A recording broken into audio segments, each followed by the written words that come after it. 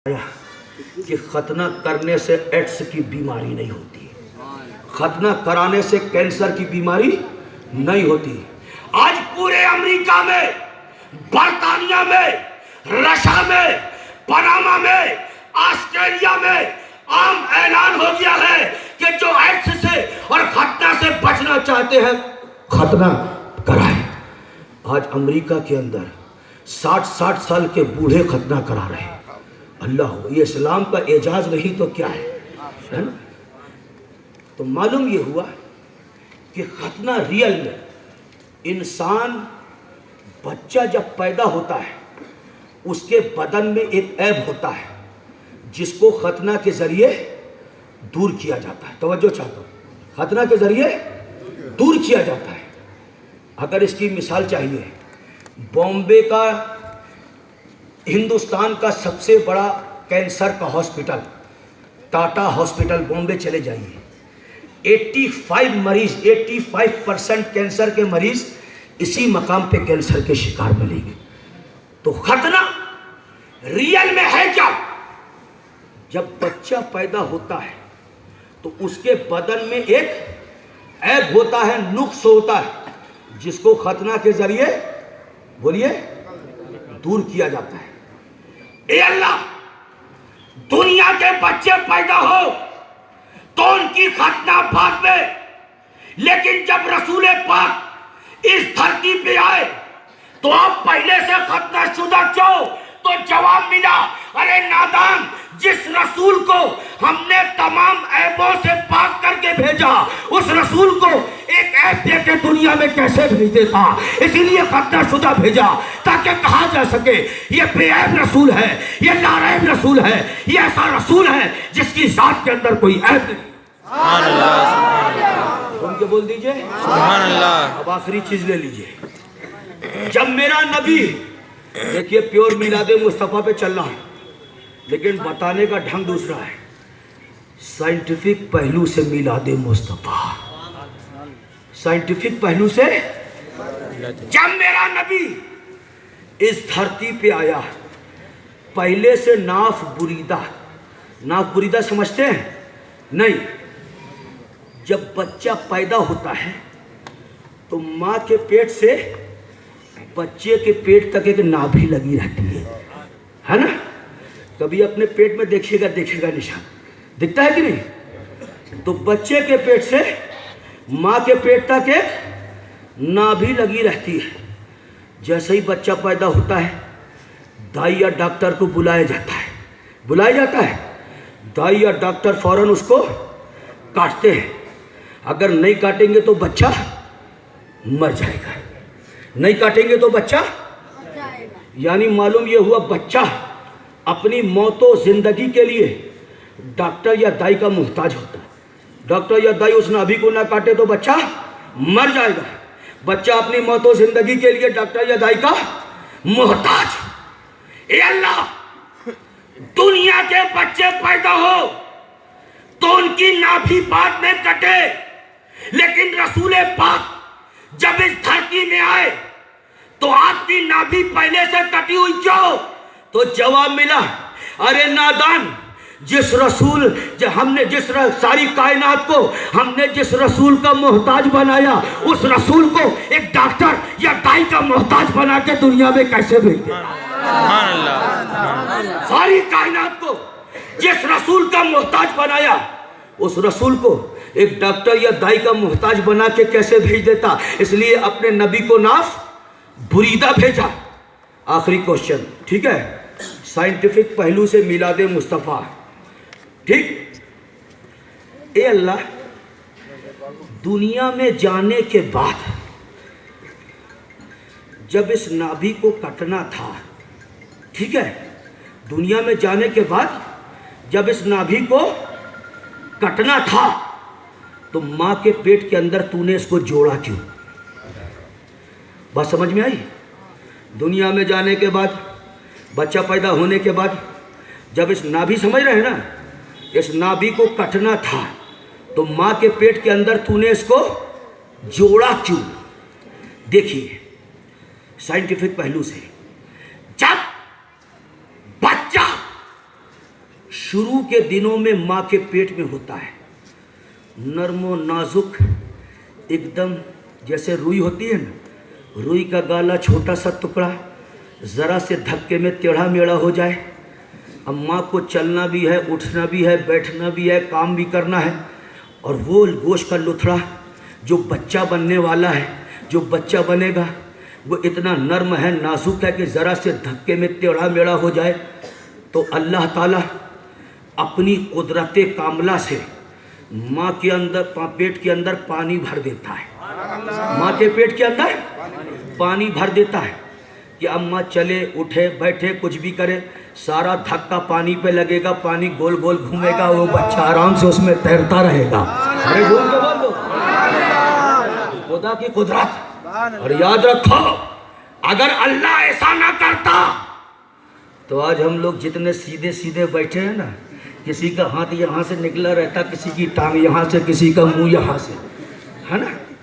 अल्लाह ने हमारे वजूद के तहफ्फुज़ के लिए, हमारे स्ट्रक्चर की हिफाजत के लिए माँ के पेट के अंदर पानी भर दिया। अब वो गोश्त का लोथड़ा, वो बच्चा आराम से पानी में तैर रहा है, पानी में तैर रहा है, सारा धक्का माँ चल रही है, उठ रही है, बैठ रही है, काम कर रही है, पानी में लग रहा है, पानी आराम से घूम रहा है, बच्चा उसमें तैर रहा है। सिंघाड़ा जानते हैं? सिंघाड़ा समझते हैं? जो तालाब के ऊपर रहता है, हरा हरा होता है, उसको नहीं समझते हैं? समझते हैं ना? बोलिए ना, हाँ समझते हैं। सिंघाड़ा कहाँ होता है? तालाब के ऊपर, लेकिन उसकी जड़ कहाँ होती है? नीचे। उसको खुराक नीचे से मिलती है, पानी में कोई खुराक नहीं मिलती, नीचे से खुराक लेता है, पानी के ऊपर बढ़ता है। अब बच्चा माँ के पेट में घूम तो रहा है, तैर तो रहा है, लेकिन उसको 9 महीने पलने के लिए, बढ़ने के लिए, परवान चढ़ने को खुराक कहाँ से मिलेगी? खुराक कहाँ से मिलेगी? तो अल्लाह अपनी कुदरत कामला से बच्चे, माँ के पेट से उस बच्चे के पेट तक एक नाभि लगा देता है कि इस जरिए से बच्चे को खुराक मिलती रहे और बच्चा 9 महीने तक माँ के पेट में पलता रहे, बढ़ता रहे, परवान चलता रहे। सुन के बोल दो, बात समझ में आ रही है ना? तो ये नाभि वही नाभि है जो माँ के पेट से बच्चे के पेट तक खुराक के लिए अल्लाह ने लगाई।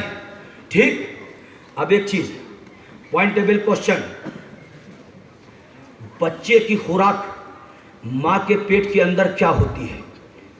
किस चीज से बच्चा पलता है, बढ़ता है, 9 महीने परवान चढ़ता है? बच्चे की खुराक माँ के पेट के अंदर माँ का गंदा खून,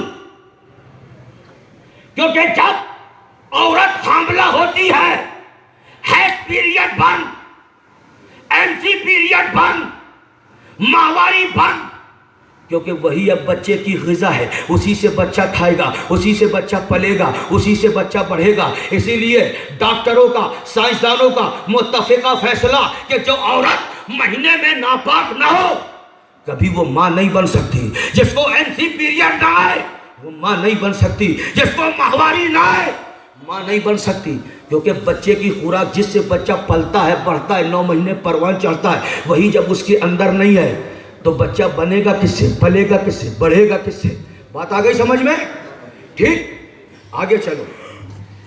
ए अल्लाह, दुनिया में जाने के बाद जब बच्चे को मुंह से खाना था, मुंह से पीना था, तो जो माँ के अंदर तूने नाभि लगाई वो डायरेक्ट माँ के पेट से बच्चे के मुंह में क्यों नहीं लगा दी? बच्चे की जुबान पे क्यों नहीं लगा दी? दुनिया में आने के बाद तो बच्चे को मुंह से खाना था, मुंह से पीना था, तूने माँ के पेट से बच्चे के पेट में नाभि क्यों लगाई? डायरेक्ट मुंह में क्यों नहीं लगा दी? तो अल्लाह आलिमुल गैब व शहादा है, अच्छी तरह जानता है ये बच्चा दुनिया में जाने के बाद इसी जुबान से कुरान पढ़ेगा, इसी जुबान से दरूद पढ़ेगा, इसी जुबान से मिलादे मुस्तफा पढ़ेगा। तो अल्लाह ने हमारी जुबान की पाकी का ख्याल रखते हुए हमारे मुंह पे नाभि नहीं लगाई, बल्कि हमारे पेट पे नाभि लगाई। तो मुसलमानों, जब अल्लाह ने मां के पेट के अंदर हमारे जुबान का, बाकी का इतना ख्याल रखा, लेकिन मुसलमानों बड़े अफसोस की बात है, आज दुनिया में आने के बाद हम उसी ज़ुबान से शराब पीते हैं, उसी ज़ुबान से नशे की चीज़ें इस्तेमाल करते हैं, उसी ज़ुबान से गालियाँ देते हैं, उसी ज़ुबान से ग़ीबत करते हैं, उसी ज़ुबान से सूद खाते हैं। ए मुसलमानों, हमें ये चाहिए, जब खुदा ने माँ के पेट के अंदर हमारी ज़ुबान को इतना पाक रखा है, तो दुनिया में भी हम अपनी ज़ुबान को पाक व साफ रखें। अब आखिरी जुमला ले लीजिए। बच्चे की ग़िज़ा मां के पेट के अंदर, मां का खून किसके जरिए? नाभि के जरिए। किसके जरिए? अरे झूम के बोलिए ना, किसके जरिए? अब जब मेरे नबी की नाभि पहले से कटी हुई, जब मेरे आका की नाभि पहले से कटी हुई, तो मेरे नबी को मां के पेट के अंदर ग़िज़ा कहां से मिली? किस चीज से पला बढ़ा, 9 महीने परवान चढ़ा? तो जवाब देने वाले ने जवाब दिया, अरे नादान, जो इंसान मट्टी का होता है उसकी ग़िज़ा मां का खून हुआ करती है। अरे मेरा नबी तो नूर है, उसकी ग़िज़ा तो आलम नूर से आया करती है, उसकी ग़िज़ा तो आज जा तो मिन अल्लाह नूर। नारे तकबीर, नारे तकबीर, नारे रिसालत, नारे रिसालत, दीन इस्लाम, दीन इस्लाम, नारे तकबीर, नारे रिसालत। सुभान। मेरा टाइम फिनिश। आखिरी जुमला दे दूं? बोलिए ना, दोनों हाथों को फजा में लहरा के बोल दीजिए, दे दूं? कैच करेंगे? आखिरी जुमला दूं? कैच करेंगे? दुनिया के डॉक्टरों के, वैज्ञानिकों का, दानिश्वरों का, फलसफियों का मुत्तफिका फैसला कि जो औरत महीने में नापाक न हो वो कभी मां बन सकती है? अरे एक आवाज हो के बन सकती है? बन सकती है? बन सकती है?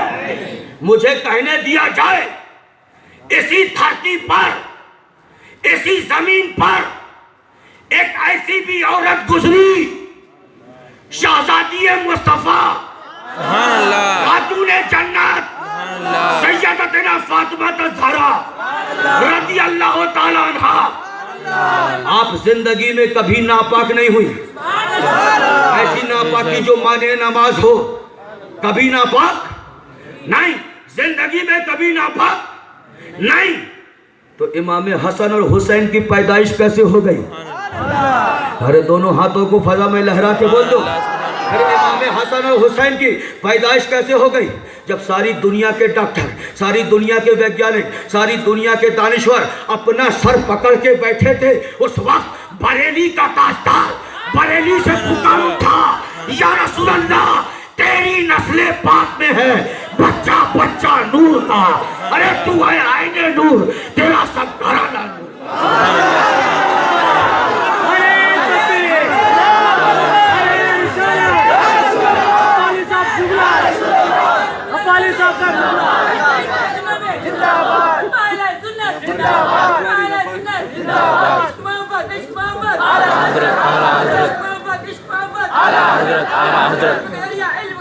ताज शरिया, ताज शरिया, ताज शरिया, ताज शरिया।